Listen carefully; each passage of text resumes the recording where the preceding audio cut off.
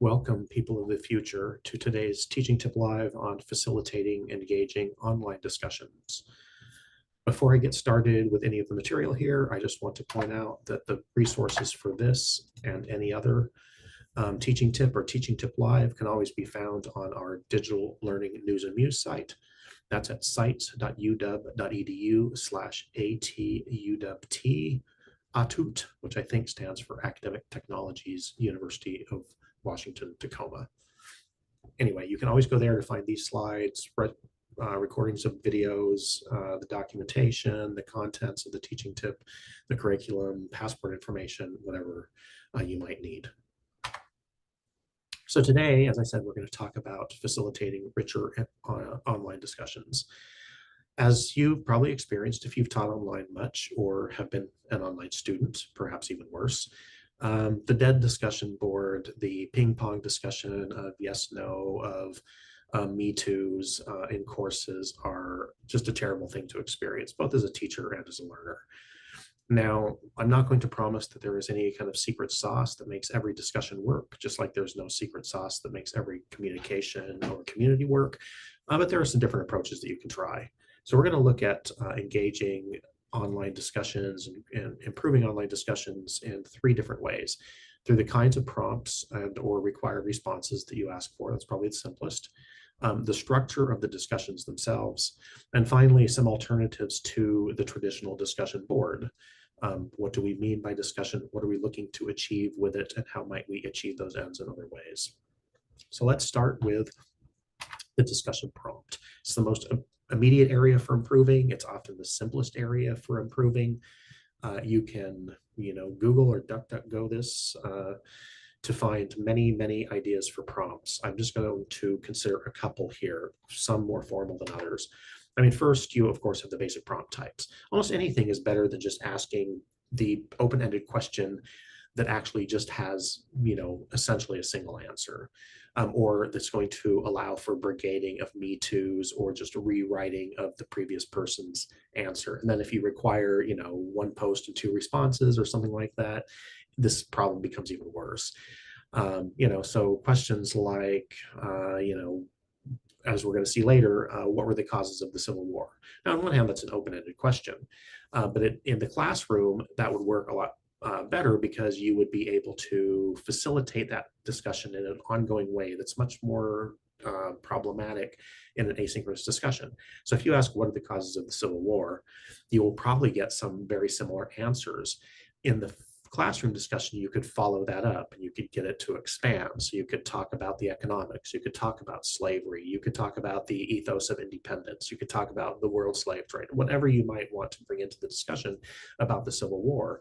But in the end, if you just ask that prompt in an asynchronous discussion board in a hybrid or online class, you aren't in the middle of that to facilitate, or at least it's harder to be so in the span of time that happens between question and answer, as well as the reluctance to go back to a discussion board when a student feels done means that those kinds of open-ended prompts don't work as well.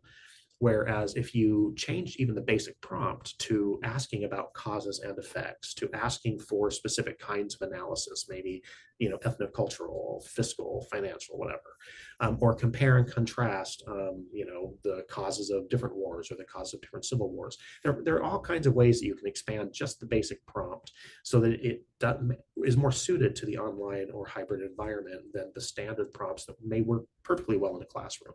Again, those simple open-ended prompts can work very well in a classroom when you're facilitating it real time, may not work so well in the online environment. Now, another way to kind of change up the prompt is to ask for some kind of a media presentation piece. So this doesn't have to be a formal presentation, which may well have a place in your class as well, and it may be done collaboratively, and that's fantastic. But I'm talking here about using the video form, the presentation form, images, mind maps, whatever it might be, to essentially share what is like a poster presentation at a conference. So you ask a student or a small group of students to share a brief image or video, provide context in the discussion forum, and then entertain questions and conversation. You may ask them specific prompting questions yourselves. You may assign students to some of these roles. But the bottom line is what you're doing here is more than just having a visual. It's creating what kind of in the social theory is the third object, the social object. So when you have communication between two people, there's always a social object. It's just often implied, and that happens in the classroom discussion, or it's invisible, right? It's the question itself. In the online environment, having a more explicit and intentional third piece can lead to more sustained and richer discussions. Again, you need to be facilitating these discussions as you would in the classroom. It's too much to expect that your students will do all of this all the time. But having that object to refer to, having that collaborative space in which students are working with each other a little bit before they present, having the roles for the audience member, that can really help create a richer kind of discussion around that social object. So using, as I said, you can use presentations, you can use video, you can use Panopto, create mind maps, you can create images, whatever tools are available in the UW toolbox. I do want to note that Canvas has a nice simple recording feature right there in the content editor. So when a student's posting to a discussion, they can just hit the record button and make a video. But that does have some limitations. Number one, presentation-wise, you can't really share images or screen recordings or presentation material that way. It's just a straight-up video. And also, there's no ability built into it to have captions, and that can be an accessibility problem. And so you may want to not use that for both of those reasons, and instead use Panopto, use Zoom, use PowerPoint, use whatever tools make sense in your classroom. Now, a more programmed way to change a prompt is the 1, 2, 3 method. This was created by a teacher named Todd Stubbs, and it uses 3 steps to craft a single prompt. And so the example that he gives that we're going to use here is what I used earlier, which is what were the causes of the American Civil War. Again, this is a fine prompt, especially in the face-to-face classroom. It might not work so well online. So how would we use the 1, 2, 3 method to craft a better prompt? First, step 1 is the setup. So what is the background information and context that you can give to the question that's going to connect resources and curriculum together and expand the foundation? So in his example, he says in chapter 11, 3 historians gave 3 different opinions about the causes of the Civil War. In addition to these 3 viewpoints, there are other opinions about the causes of the Civil War. So you're expanding kind of the manifold of the discussion in the context and information you provide. Step 2 is what they call the commitment question. And this is where instead of an open-ended question, you're actually dialing down intentionally to a specific question with a definite answer. Now, the answer may be debatable, right? There might be many right answers to this, but the specificity is important because that requires a commitment from the student in their response. So in this case, they refined it to, which of all the reasons do you think was the principal cause of the Civil War? So you're sharing and discussing the causes, you've got the context and you've got the foundation expanded to allow for more thinking about this, but you are asking students to commit to something, and there's a reason for that. And that's because step 3 is the follow-up part of the question. Now, and again, in a classroom discussion, this happens naturally, and you have these follow-up questions. Because you can be a little more improvisational and flexible. In the online classroom, you need to create some of this structure and the prompts ahead of time. So this prompt then you add to this prompt by the follow-up question, which is the connection between that commitment and the open-ended question. And so this might be a change from statements in the question or the rubric or other criteria. So I'm reading from the slide, sorry about that. Such as provide detailed examples or something that you're documenting in your rubric, your evaluation criteria. But most often you're just going to say why, or why do you think so? All right. And so that 1, 2, 3 takes the question about what are the causes of the Civil War.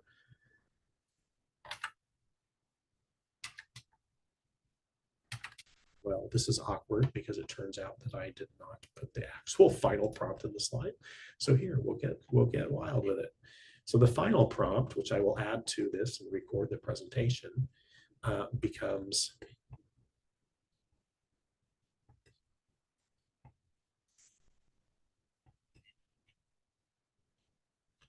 well, I guess I don't have it in an easy place to copy and paste. So if you're seeing this presentation video, it's because I did not replace it yet with a better one. But in essence, the question puts those three pieces together. So the full question is, in chapter 11, three historians gave three different viewpoints about the causes of the American Civil War. In addition to these three opinions, there are other opinions about the causes. Which of all the reasons do you think was the principal cause, and why, or why do you think so? Anyway.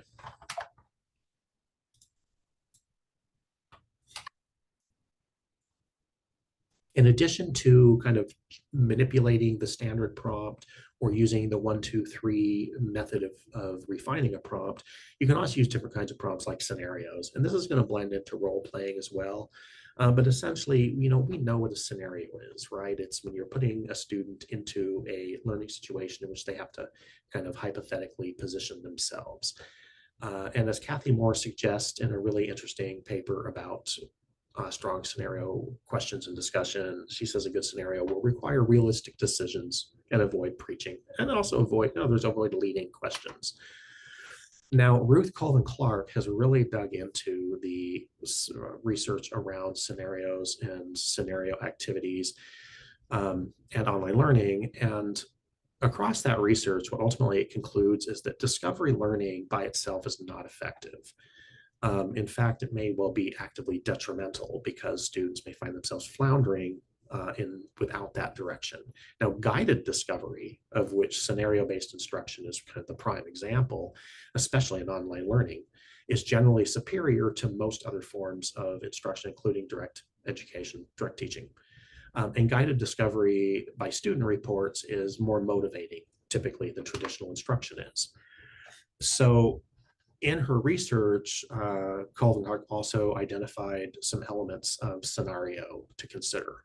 So you have setting, what is the setting and context in which the problem is being solved? People, that's who is involved. And that kind of includes both learners as well as what engage, they call what I think non-playing characters, right? The other characters that might be involved in the scenario that you're building. Role-playing can expand on this quite a bit. The challenge or the problem, which is having a concrete problem that's being solved, something that's being done, something that's being made. And then the feedback, which is usually going to be you as the instructor providing feedback as the scenario progresses or at the end, but could also include other learner responses. Expanding on scenarios is more specific role play. And so not all scenarios will have role play involvement in any kind of super demanding way, but all role playing involves scenarios. So Jessica Waisky has documented some research into role play discussions, and again, a research evidence-based practice here, because the research found much better exam performance for students who were involved in role play discussions than traditional discussions.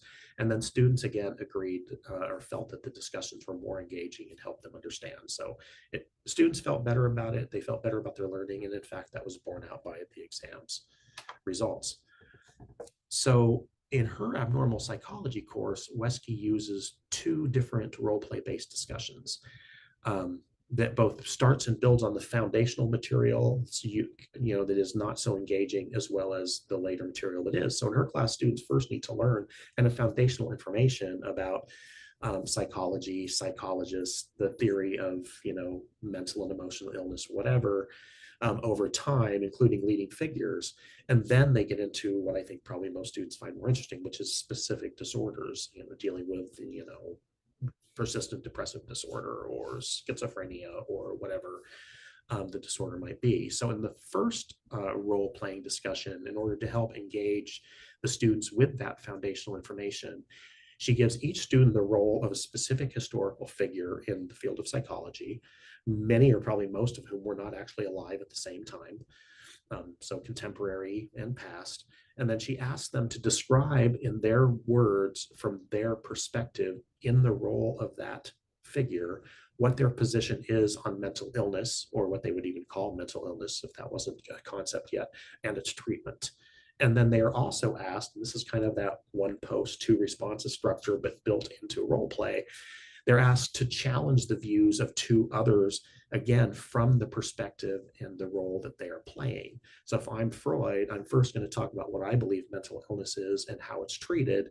And then I'm going to use, the best of my ability, the Freudian perspective to challenge two others.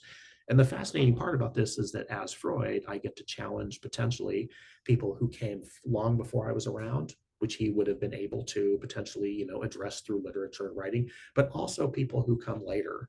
So it's fascinating to me to think about taking on the role of Freud and challenging or interacting with people who came 100, 150 years later. Then part two is building on this foundation and building on their further learning, because as they're progressing through the course, they're getting into these specific disorders. And then in this case, students are assigned roles as either an individual who has a specific mental illness or a clinician of a specific type. Now, you could imagine that this could be done with, instead of clinicians of specific types that they know, using those same historical figures. But in this case, they've gone far enough in the curriculum to know about some basic types of clinical approach, and so they can take that on. So in both cases, students create a persona. In the first group, they're creating a persona of the individual, and they post about their symptoms, they post about their experiences. And again, this is a really fertile field to think about how different mental illnesses have impacts on different kinds of experiences, both in the everyday and not. And then group B, are the clinicians, are discussing how they approach that specific illness or disorder. Now, in both of these cases, there are much fuller prompts and instructions that you can see that were given to the students, and that's linked on the resources site that I mentioned earlier, as well as from this presentation and other documents. Another method, sorry, I need to pull something else up here. Another method of, kind of considering prompts, and again, prompts and structure meld into one another, is Emily Ray's RISE model, which is interesting because it aligns with Bloom's taxonomy, which we use often in instructional design and in many of our professional development resources. And it kind of asks students, whether in a single prompt or across multiple prompts, to address these orders in the RISE acronym that are often represented as steps up the pyramid of Bloom's taxonomy, although I always have to throw in here that Bloom never considered that to be a pyramid or a ladder, and never intended it to be looked at as lesser to greater, and never intended it to be looked at as something that you can only go into the bottom and work your way up toward the top. Anyway, in the RISE model, you're asking students to reflect. Bloom's verbs might be recall, ponder, articulate, to inquire, to seek information and ideas through questioning, to suggest, to introduce ideas for improvement, and to elevate or raise to a higher level, degree, or purpose. Now, in the link that will be here when you look at this presentation, these presentation slides to the RISE model, there are more examples given, but you can kind of see the idea here where, having engaged with curriculum in some way, they're recalling it, they're coming up with their questions for it. This can sometimes demand more prompting or less. And it could be, again, this could be tied into any of these other approaches as well. So you could have role playing, but ask students to consider the RISE approach in how they're taking part in that role play. And then the suggestion will be ideas for improvement, but it could also be ideas for further explanation. It could be questions that remain. And then you have essentially the synthesis part where you're elevating. And again, I like, RISE is a great acronym, and it's cool that it suggests the very thing that it's supposed to do, which is to raise the level of discussion. But in the end, we're talking about synthesis, where you're pulling together what you wanted to know, what you've learned, and what your further questions and exploration led to, and whether that leaves you with more questions or kind of a firm position or writing a paper, whatever else the product might be, that's fine. So all of these ideas were about discussion prompts, essentially, even though they can engage in structure. And now we're going to look specifically at structure. The reality is these two things, they intertwine, and in theory it's hard to describe which is which or make a delineation that's clear, but in practice it doesn't matter. So what I'm doing here is just saying that those things were considered prompts because I think that they require less change of, or require less sequencing or resequencing of the classroom experience. To do that, we're talking about structure. Now, the simplest structural addition that you can have is to just have a follow-up discussion. Now, This is often intended to be what happens when you have students posting and responding, right? The post once, reply twice kind of thing. The idea is that you're prompting follow-up discussion, but the reality is that that often doesn't work. And so structurally creating two different discussions potentially, it could be two different threads, but again, I think two different discussions emphasizes the point, will help to actually put some emphasis on the follow-up, and will, to those who participate in the follow-up, really demand interaction or at least engagement with the previous discussion. But you can also do this in a different mode. And it doesn't have to be, everybody at once or even the same groups if you're using groups. So you might have a follow-up discussion or ask students, say, talk to one other person or talk to two other people in the class about, the reasons and for, the causes of the Civil War. And X, Y, and Z. Report that back, share your notes, share the recording, whatever. So that way students can interact with each other in a more natural, potentially discussion context. They could use the phone, they could use Zoom, they could use Teams, they could meet in person, go to coffee shop or whatever. But in the end, what you're asking is both the follow-up, you're having the follow-up take a different form, which helps promote engagement just through the interest of doing something different, but also make sure that you're asking for some kind of product, a written reflection, submission of their notes that they took, a collaborative summary, a shared document, a Google Doc, a post, paper, whatever. Follow-up, product. And again, those two things really work together, so it's best not to decouple them if you don't have to. Now, a more specific structural strategy for discussion is what Baran and Korea call the know, want, learn structure. So this is essentially asking the students over time to respond to three different things. First, what do you know? What do you already know? Second, what do you want to know? And finally, after whatever is said and done, what have you learned? So know, want, learn. So they come up or share an example that an instructor was using out in the wild, so it actually worked, using three different discussions to address the prompt. So the first prompt is written here. What do you know about analyzing tasks? This was a management class. There's no wrong answers. Type as much or as little as you know.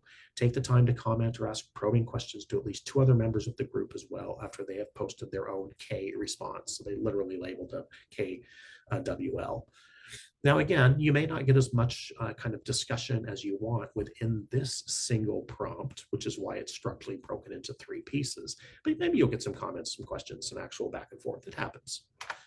Second, what do you want to learn? This was a second literal discussion within the learning management system. And then again, after time, and these are separated not by days necessarily, but it could be weeks, based on what I was reading, and you can read more in the links I provided. The first, the know and want scenarios or questions were posed, within a few days of each other within the same week. The third, the learn example, the learn piece came, I think, a couple of weeks later. So they had a chance to learn quite a bit in this case about task analysis before getting to this final question. And note also the personable kind of human presentation of this question. It isn't, document your knowledge about task analysis. Instead, it's, okay, folks, here's the icing on the cake. The final KWO question is, what did you learn about task analysis? I want to go one step further and ask a question in the spirit of our team name, which was wow. What wowed you about this chapter? What one or two things did you think to yourself, wow, I never knew, or wow, I already do that, or wow, people actually take time to do that? So again, this is where you become even more involved as an instructor, conveying your personality and really adapting what might otherwise be a dry kind of discussion about a course, because you could use know, want, learn in a much less kind of humanized fashion based on the structure and material in a textbook. You're probably not going to elicit the same kind of the same quality of discussion that way. Another method structurally of changing up discussions is to use what's called the fishbowl discussion. And you may have seen this or experienced this in the face-to-face classroom. It's become a fairly common technique. So in the face-to-face classroom, you designate a group, they're in the fishbowl, And if you can, you arrange the chairs so they're in the center, and then you have the audience outside, and there's a prompt for the fishbowl discussion to start. It's essentially like a panel. And then at some point you replace that group with another. And then there are other variations of this. There might be an empty seat where people rotate in and out. You might replace half and half. You might replace at different times. There's even a version where you have two people essentially engaged in most often a debate of some kind, or taking on the role playing of different opposing viewpoints or people. And then an audience member replaces someone, and sometimes the instructor has them do that randomly, or I should say more at random times. So you're in the middle of a debate, they might say, okay, John, replace Mary, and in the middle of that debate, maybe in the middle of a sentence, they're sitting down and taking over, which really prompts people paying attention to each other. Now, using this in the traditional classroom, pretty straightforward. Using it even in the synchronous online classroom, say using Zoom, is also straightforward. Now in Zoom, you don't have the ability to rearrange the chairs, so to speak, but you can designate who the fishbowl group is and who the audience is, and you can manage that flow back and forth of the replacement or changes as you go, just as you would in the face-to-face classroom. And this is really a valuable way to conduct synchronous discussion. In my experience, it's generally far more interesting and engaging, at least if used judiciously, than the typical kind of, again, open-ended facilitation of discussion. And so this can enrich even your classroom pedagogy as well. Now, in the online arena, in the asynchronous online or hybrid online arena, things are a little bit different. And Ignacia Yuyun has shared a really detailed example for how she translated the fishbowl kind of discussion to asynchronous online discussion forums. But essentially, as you would think, you have to stretch out the time quite a bit. That's one thing. And I think you also have to be a lot more specific about how you're expecting people to respond and when. So the document that I've shared, that she's shared, goes into much more detail. But overall, what happens is you introduce on day one, you have an inner group talking. So whatever you've identified as the fishbowl group, the inner group, they talk and discuss over day 1 and 2, again, using prompts that may be composed using the know, want, learn model or any other kind of prompt.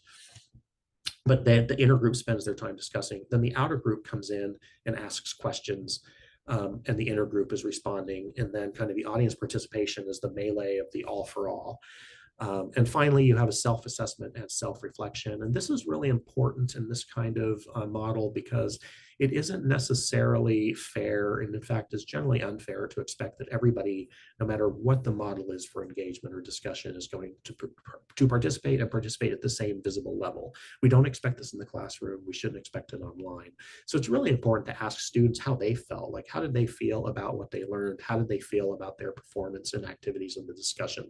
You may find that a student who was relatively quiet, who, judging from the outside, you might think was just an average participant, really has a great self-reflection and assessment and really learned a lot and really took a lot in. And you may have others that were really active in the discussion, but then their self-assessment and reflection doesn't necessarily reflect that they learned as much or listened as much as they spoke. So self-assessment and the self-reflection is really important to kind of follow up on these kinds of discussions. And I feel this is the same way with any kind of discussion in a classroom, but I think particularly in the fishbowl style discussion, it becomes really valuable. It's also just really hard to keep track of what everything students are doing, even in the asynchronous environment, in a way that isn't bolstered by the self-assessment and self-reflection.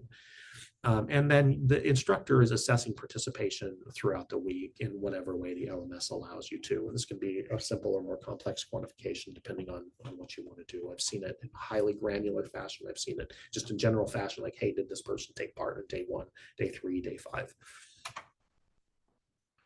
So everything we've looked at so far has been ideas for enriching essentially the same basis, which is the online discussion. So if you imagine your typical, in this case, at UW, Canvas discussion board, you have a board, you have a threaded discussion underneath. Everything we've been doing could essentially be implemented within that structure, including the poster sessions or the shared media, which is just embedded into a discussion post, including the fishbowl, which is just a way of kind of arranging or timing discussion. And all of those are potentially useful depending on your class, your material, your teaching approach, the kind of students you get, the level of students, et cetera. But Another answer to how do I make my online discussions better is to ask the question, well, why are you using discussion in the first place? I mean, discussion boards or discussion seems to be the default mode for considering student engagement, for facilitating student engagement, and rightly so, because that's what we often do in the classroom. Now, just as in the classroom, I think there are many alternatives to discussion that can be employed, not necessarily all the time, but then having discussion all the time isn't necessarily good either. So you have small group work and collaborative work and hands-on activities and labs and whatever in the face-to-face classroom. I think the same question should be asked of your online classroom. So what are the learning outcomes you're expecting through discussion? Are you really expecting students to demonstrate learning, or are you having students essentially self-document that they did some reading? Are you having students make things? What is it that you want the students to know and do when they're done? And then is the discussion board, even using some of these other techniques, really the right home for that?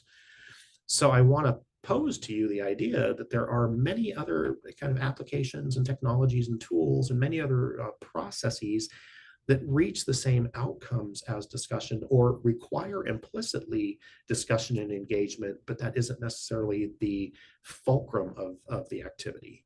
So let's look at a few examples here. First is collaborative annotation. I'm using Hypothesis as an example because it's integrated into Canvas at UW, and Hypothesis is a really cool project. Hypothesis allows you to annotate a document online and have other students annotate that document as well. They can link to media, they can embed video, they can, refer to each other, and it kind of collaboratively adds on to this document. A similar thing can be done using Google Docs, and Canvas collaborations can connect to Google Docs, then Google Docs comments or revisions. But I find a couple of advantages to Hypothesis for this. One is Hypothesis is a tool that can be used for personal knowledge management outside of Canvas. So I use Hypothesis all the time. Pretty much anything I read on the web that I can, which is most things, I mark up with Hypothesis, if only as a reminder to myself, but also to highlight interesting points, to reflect on the ideas that it's sparking in me, to questions, things that I need to look up. And those are the same process that I ask my students to do when I use Hypothesis, which is I'm not just asking them to highlight something. I'm not even asking them just to make comments. I'm asking them to reflect upon their own thinking and engage in metacognition around that social object. And then seeing how others respond, those students can then respond to those responses, or it may shape their response. And so it isn't often the case in my experience that Hypothesis is leading to actual kind of what you would recognize as discussion, but there is discussion happening in the sense of the reflection and radiation of ideas and kind of the ripple effect that happens. And so for me, collaborative annotation will often fulfill everything I was looking for in a discussion board, and has the added benefit that it's going to be a lot less boring to students that have seen a million discussions maybe in the same quarter. So just trying something different here. Padlet is another option for Padlet's kind of like a cork board. It's essentially a visual discussion tool. And so students put a post, looks like a sticky note, and other students can comment and respond on that. You can bring in media, you can bring in documents. So it's just kind of a visual way of having a discussion. It's de facto threaded because you have to respond to posts that are already there unless you're making your post. So it functions in the same way that way. It's just visually more attractive. And we have faculty at UW, many faculty have used it and found success with it and continue to use it because it's been working. The other thing I want to note about something like Padlet, like Hypothesis being used outside of Canvas, is you can use these external tools. You can use things that are not in the UW supported tool set. You just need to be sure that you're adhering to the requirements of FERPA, which essentially means you have to allow for students to use an alias so that their identity isn't actually known or connected with the work that's in public if it's in public. If you have any questions about that or how to do that, I'm happy to help. Don't feel locked into Canvas or even the UW tool suite if you find something that you just think can work significantly better. Another potential replacement for discussion is mind or concept mapping. So there are tools out there that provide enough features at the free level to allow for real-time collaborative concept mapping, mind mapping, which is visual idea generation, branching, connection. So Coggle, Wise Mapping, and GetMind at this time all have free levels that allow you to do this kind of collaboration, do this kind of visual brainstorming and idea generation. And again, you're going to have de facto conversation potentially making a product, but whereas you are ruminating on a product with Hypothesis, or you're kind of making something and commenting on it, say with original Google Docs or with Padlet, with mind and concept mapping, you're kind of drafting ideas and connections, and this can be done individually or together, but those can then feed into discussion or other things that we've looked at, here in this session, or any other techniques that you might be using. The ability to do this collaboratively, though, is what's really interesting to me. And, for instance, with reading engagement, you might consider having students do, in groups of 2 or 3, collaborative mind maps or concept maps of the chapter or the book or poem or whatever it is, the video. Actually, that's really interesting to me too, engaging in media with different forms. But at any rate, you're going to get a whole bunch of mind maps that look essentially the same, hopefully, because they're doing the reading. But for those 2 students who've collaborated on this and shifted the ideas, or those small groups of students who have all engaged with the text and all engaged with what they're pulling out of it and how to arrange it, that's going to be as valuable often as, or more so, than having just discussions around those same things, or having only discussions around those same things. Another model that kind of replaces the traditional discussion board is Flip, which used to be called FLIPGRID. And Flip is a visual discussion board in which everybody participates, making short videos. I think the cap is 5 minutes, but you can set it to be less. And so, I get in and I have my piece, and then Mary gets in and she responds to me via video, and John responds to me via video, and you have these threads of videos happening. And if you allow it, you can have kind of text overlays, you can have stickers, sticky notes, filters, emoji, fun fringes and tunes, whatever, depends on what you allow. And those are grouped and threaded, and they can be limited to your classroom community. So this doesn't have to be out in the open. But again, just as providing a audio-visual way to have discussion asynchronously, and that's the important part. So you can do similar things, as I noted, in Canvas discussion by using the media recording tool, but it does have some limitations, both in terms of what it can do, but also in the way that the discussions are presented. And so Flip presents these, I think, in a more visually intuitive way, in a way that makes sense when you are interacting only via video rather than via video that's contextualized with text. Finally, and this is the last of the alternative methods that we're going to look at today, although there are so many more, is having students publish. UW has actually more than this in their tool set, but it has 3 possibilities in the tool set for doing this. This is based on the idea that having students publish their work kind of out in the open enriches engagement and learning. And I know this through experience, and I know this through colleagues' experience over many years, having had an interest in this for a long time. So when you're synthesizing and creating a shared product that's going to be out in the open, even if nobody actually goes and looks at it, in real practical statistical terms, having them do that both demands communication and ultimately discussion amongst the people who are collaborating, and lets them pursue that discussion however it makes sense. They may use Slack or Discord, they may use discussion boards, they may use the phone, they may talk at the coffee shop, they may talk on Zoom, whatever they do. You're implicitly bringing the discussion kind of activity in, but in furtherance of something that's maybe even richer and more complex and more interesting with the product that they make. And so the UW provides blogging. So traditionally, this is chronologically ordered writing that can be done collaboratively or not, and allows for commenting, but it can also be just used to build websites. Many websites you would never think are built with on a blog foundation are built using WordPress, which is what UW Sites provides. There's open book publishing using UW Pressbooks, and there are other even more sophisticated pieces of software that the libraries, UW libraries support. And we have some great examples coming from UT of student created or course created press books. And then Google Sites, which allows you to create kind of just general websites in a fairly easy to manage fashion. Something like if you've ever used a Wix or Squarespace or these kinds of consumer oriented tools for building sites. And using Google Sites, you can build portfolio sites, you can build sites around a topic. There are some faculty who build a lot of their course sites outside of the LMS using Google Sites, or they need to build modules for collaboration across, to different countries that may not have access into the LMS. So Google Sites can be used for that. But the bottom line is that having students publish, and especially publishing out in the open, but not necessarily in the open, engages different kinds of learning, different kinds of skills for presenting and synthesizing information and learning. It allows for more visual elements for more media inclusion into kind of more coherent products that can be evaluated and assessed for your learning objectives.